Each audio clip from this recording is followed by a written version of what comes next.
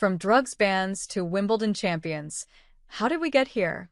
Jannik Sinner says his and Iga Swiatek's singles title wins at Wimbledon were made very special following the doping cases involving them over the past year. For the first time in Wimbledon history, both the men's and women's champions have served suspensions for banned substances, ensuring that their celebrations have been accompanied by controversy. With the authorities accepting both players' insistence that the cases were caused by contamination of medication, many are clearly willing to look past the short bans. But others are concerned about the impact it could have on the image of tennis.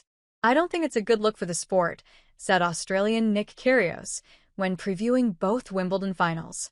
Indeed, minutes after Sinner's victory on Sunday, the 2022 finalist posted a cryptic asterisk on social media, widely seen as a reflection of the mixed feelings some have about the men's world number one winning just over 2 months after completing a doping ban. When asked by BBC Sport on Monday about those who may feel uneasy about him and Swiatek winning, Sinner said, "Well, me and Iga, we actually talked yesterday about this, and we've been celebrating in a way even more because it was a very difficult time for her, and also for me, and only me and my team, and the people who are close to me know exactly how it went. There are always going to be some people who believe in you and who do not, but this isn't everything. So yeah, in a way, it's very special because it was very, very stressful the time on the last 4 or 5 months."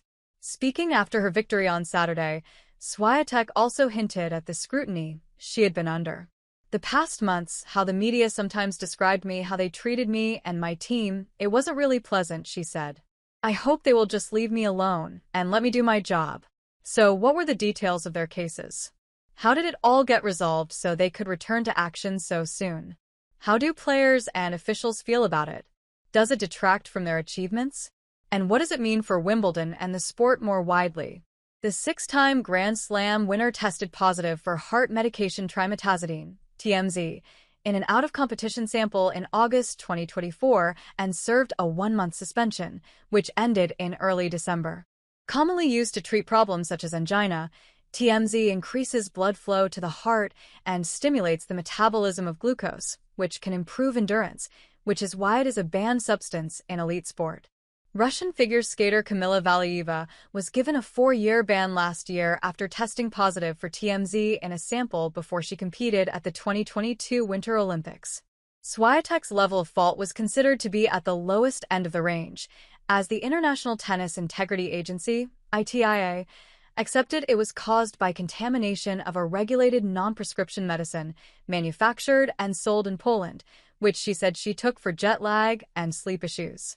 Sinner twice tested positive for low levels of the banned anabolic steroid clostebol, which can be used to build muscle mass, in March 2024. As with Swiatek, authorities accepted it was caused by the use of an over-the-counter medication, and he was cleared of any wrongdoing by an independent tribunal, which decided not to suspend him.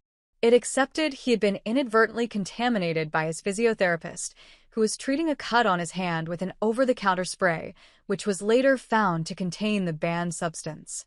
Significantly, however, the World Anti-Doping Agency, WADA, appealed against the panel's ruling that Sinner bore no fault or negligence and said it was seeking a ban of between 1 and 2 years.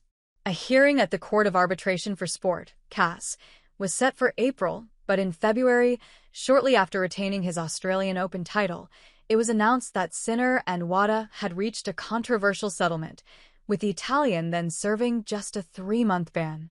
It meant he did not miss any Grand Slam tournaments and was back in time for the French Open, prompting accusations of favoritism, with some players openly questioning their faith in clean sport.